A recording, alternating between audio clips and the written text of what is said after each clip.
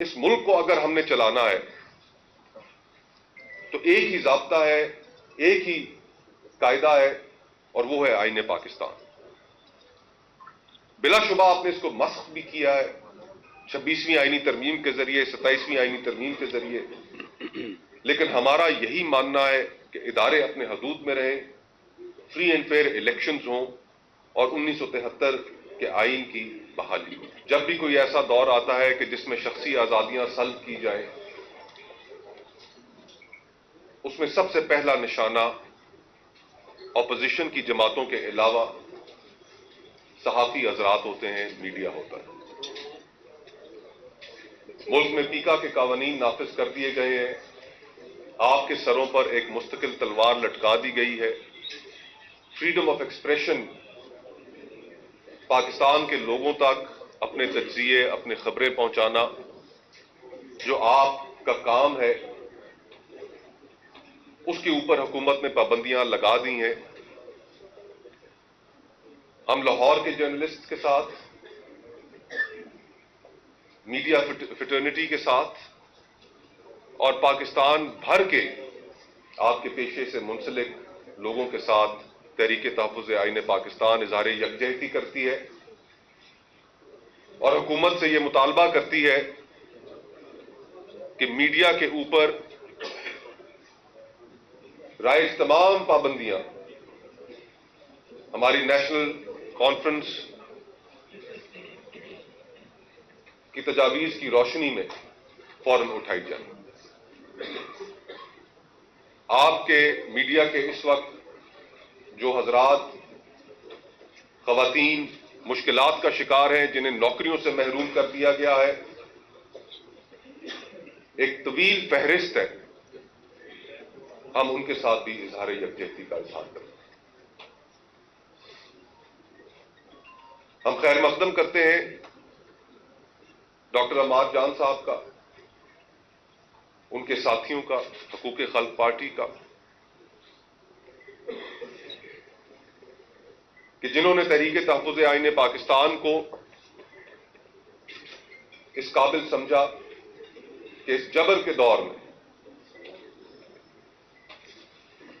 انہوں نے ہمارا ساتھی بننے کا فیصلہ کیا۔ ہم ڈاکٹر صاحب آپ کا، آپ کی ٹیم کا، آپ کے تمام احباب کا، دوستوں کا تہہ دل سے شکریہ ادا کرتے ہیں کہ اس سفر میں آپ ہمارے ساتھی ہوں۔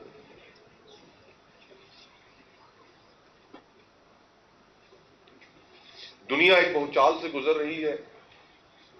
پاکستان میں لوگوں کی معاشی زندگی اجیرن بنا دی گئی ہے۔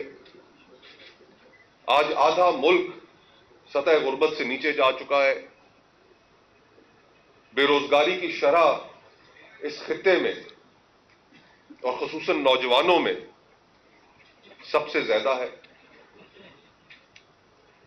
ملک میں کوئی انویسٹمنٹ کرنے کے لیے تیار نہیں۔ جو یہاں کا کاروباری اور سرمایہ دار تھا، وہ اپنا سرمایہ لے کر ملک سے باہر جا رہا ہے۔ ملک کے اداروں پر سے، عدلیہ پر سے اعتماد اٹھ چکا ہے، اور ایسی صورتحال میں کہ جہاں پر ہم نے یہ مشاہدہ کیا کہ اس خطے کے اندر جو ہوائیں چل رہی ہیں، سری لنکا، نیپال، بنگلہ دیش،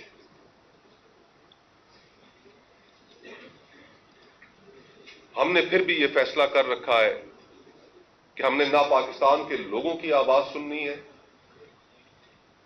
نہ یہاں کے نوجوانوں کو موقع دینا ہے، نہ یہاں پر اپوزیشن کی سپیس کو الاؤ کرنا ہے۔ تو جو صورتحال اس وقت جس کا ہمیں سامنا ہے، اس میں پاکستان کا نوجوان جو اس وقت مایوسی کی کیفیت میں جا چکا ہے، اور ہمارا معاشرہ اس جبر کے ماحول میں، معاشی استحصال کے دور میں، ہم یہ سمجھتے ہیں کہ اگر سیاستدانوں نے اس کی جانب توجہ نہ دی تو بہت جلد یہاں پر بھی ہمیں انہی حالات کا سامنا کرنا پڑے گا جو شاید اس وقت خطے کے دیگر ممالک جن سے گزر رہے ہیں. میں زیادہ دور نہیں جاؤں گا، صرف چند مہینوں پہلے کی آپ کے سامنے ایک مثال رکھتا ہوں آزاد کشمیر کی. جو لوگ یہ کہتے ہیں کہ پاکستان میں ایسا نہیں ہو سکتا، وہ ہوائیں پاکستان میں داخل نہیں ہو سکتی. جہاں پر تمام سیاسی جماعتوں کو ہانک کر بھیڑ بکریوں کی طرح آزاد کشمیر کی حکومت میں شامل کر دیا گیا. تمام سیاسی جماعتیں پاور پالیٹکس میں آزاد کشمیر میں لتھڑ گئی. اپوزیشن کا ایک ویکیوم پیدا ہوا، اپوزیشن رہی نہیں. پھر لوگوں نے اپوزیشن خود اختیار کر لی. کوئی اسکول ٹیچر تھا، کسی کی اسٹیشنری کی دکان تھی، کوئی تندور والا تھا. پھر لوگ اپوزیشن خود بن گئے. And the mighty of Pakistan, پھر گھٹنے لگانے پر وہاں کے لوگوں نے مجبور کر دیا. تو جن کا یہ خیال ہے کہ یہ پاکستان میں نہیں ہو سکتا، یہ ابھی چند مہینوں پہلے کی آپ کے سامنے ایک مثال موجود ہے. قوالوں پر پرچے،